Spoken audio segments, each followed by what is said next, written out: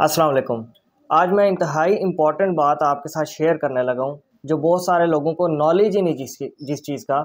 जैसे कि अगर किसी के रिश्तेदार का कोई ऑर्गन ख़राब हो गया है या उनका अपना ऑर्गन ख़राब हो गया है, यानी बॉडी का कोई भी हिस्सा ख़राब हो गया और ट्रांसप्लांट कराने की ज़रूरत पेश आ गई है उसे, किसी डोनर से आपको ज़रूरत पड़ गई है कि अपनी किडनी डोनर करें, एक्सचेंज करें, या उससे लेके फॉर एग्ज़ाम्पल लिवर, आपके फेफड़े हो गए या किडनी होगी। तो लीगल प्रोसेस क्या होता है इसको करने का, क्योंकि लोगों को इल्म ही नहीं।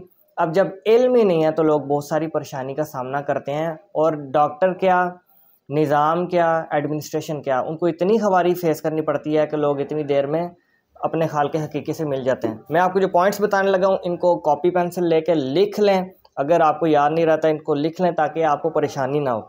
पॉइंट नंबर 1, मरीज़ की तरफ से स्टाम्प पेपर बयान हल्फी होगा कि इसे गुर्दा की ज़रूरत है और गुर्दा अतिया करने वाले की मुकम्मल तफसील होगी। इसके बाद अतिया करने वाले डोनर की तरफ से स्टाम्प बयान हल्फी होगा और जिसको गुर्दा अतिया कर रहा है इसकी भी मुकम्मल तफसील होगी। इसके बाद अतिया करने वाले डोनर के वालिदैन की तरफ से स्टाम्प पेपर होगा कि इन्हें कोई इतराज़ नहीं है और मशवरे से गुर्दा दे रहा है। अगर शादीशुदा है तो बीवी की तरफ से बयान हल्फी होगा। तमाम मुतलका रिपोर्ट जो मुतलका डॉक्टर ने कही हैं मरीज़ की और अतिया करने वाले की यानी डोनर की मुकम्मल होनी चाहिए, और इस पर PDMC नंबर और साइन लाजमी होना चाहिए, और तमाम ओरिजिनल डॉक्यूमेंट्स और बच्चों के बेफार्म वगैरह जमा कराना लाजमी है। इसके बाद अपने करीबी रिश्तेदारों के गुर्दा ना देने की वजह और इसकी मुस्तनद रिपोर्ट साथ लगानी होगी, यानी वजह बताएं कि आपके रिश्तेदार क्यों नहीं दे रहे। करीबी रिश्तेदारों की भी तफसीलात और रिपोर्टें आपने जमा करवानी हैं। तमाम अफराद करीबी या गैर करीबी की शनाख्ती कार्ड की तस्दीक शुदा फ़ोटो कापियाँ, वालदैन और मरीज़ का FRC नादरा से बनवाना है और असल जमा करवाना है। मरीज़ की तरफ से बयान हल्फी होना चाहिए और इसमें तमाम तर करीबी रिश्तेदारों के नाम और इसके रिश्ते ज़ाहिर होने चाहिए और यूनियन कौंसल से तस्दीक होना चाहिए। गुर्दा अतिया करने वाले की जायदाद मसलन कोई मकान और गाड़ी, ज़मीन वगैरह के कागजात भी होने चाहिए। हूटा यानी ह्यूमन ऑर्गन ट्रांसप्लांट एक्ट 2010 के नाम का 25,000 का अपने बैंक चालान बनाना है। इसके अलावा एक और फ़ीस है, वो IIMCH की है, जो कि 75,000 रुपये की है। तो ये वो पॉइंट्स हैं जो आपने जहन में रखने हैं और सामने रखते हुए आपने ऑर्गन ट्रांसप्लांटेशन के लिए कोशिशें करनी है, चाहे आप अपने भाई के लिए कर रहे हैं, करीबी रिश्तेदार के लिए कर रहे हैं, किसी के लिए भी कर रहे हैं। इन पॉइंट्स को आपके सामने रखने का मकसद ये था कि आपको गाइडेंस हो, आपका वक्त ज़ाया ना हो, क्योंकि मरीज़ आपको ज़्यादा टाइम नहीं देता। मरीज़ के पास इतना टाइम तो है नहीं है कि चलो जी तुम तैयारी कर लो, साल 2 साल ले लो, सारी रिसर्च वर्क कर लो, तो फिर तब तक मैं आपका वेट करता हूँ। ऐसा मुमकिन नहीं है। तो आपके पास रिसर्च का भी कोई टाइम नहीं होता वगैरह वगैरह।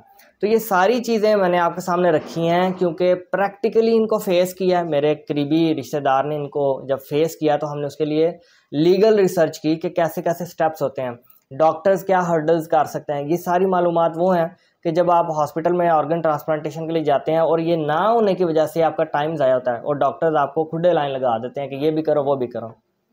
अफसोस इस बात की है कि पहले ही बंदा ट्रॉमा और स्ट्रेस से गुजर रहा होता है, लेकिन उसको एक तवील प्रोसेस में डाल दिया जाता है कि ऑर्गन ट्रांसप्लांटेशन के लिए डोनर भी ढूंढो, बयान हल्फी भी लाओ, ये भी करो वो भी करो। ये एक अफसोसनाक बात है। लेकिन अब हम चूँकि कानून को तो बदल नहीं सकते, तो ये कानून को आपने फॉलो करना है। हर सूरत हाल में आपकी फ़ाइल मुकम्मल होनी चाहिए, बड़ी तरतीब से मैनेज्ड होनी चाहिए।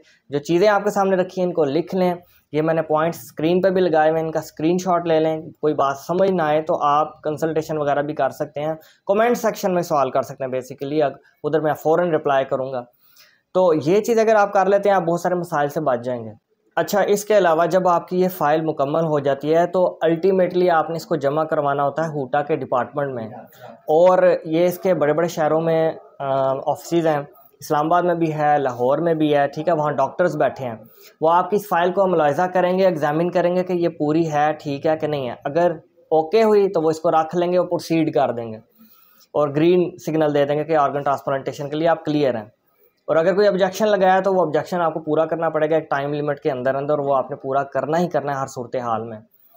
तो ह्यूमन ऑर्गन ट्रांसप्लांट एक्ट 2010 है जो इसको बेसिकली डील करता है ऑर्गन ट्रांसप्लांटेशन को। और ये क्यों एक्ट बनाया गया?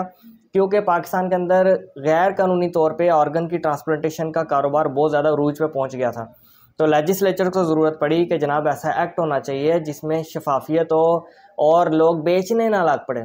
लोगों ने क्या करना शुरू कर दिया था, स्पेशली ये जो बट्टे वाले होते हैं या चरसी टाइप लोग होते हैं या जिनको शऊर नहीं है, ज़रूरियात ज़िंदगी पूरी करने के लिए वो एक गुर्दा बेच देते थे और बाकी ज़िंदगी गुजार लेते थे कुछ साल अपने आराम से, लेकिन उनको ये नहीं पता होता है कि उनके दिन ज़िंदगी का कम हो जाता है ऐसे ही।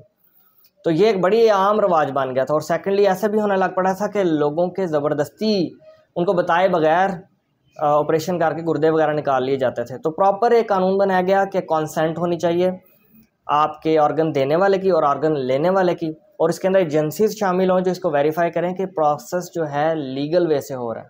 Thank you very much.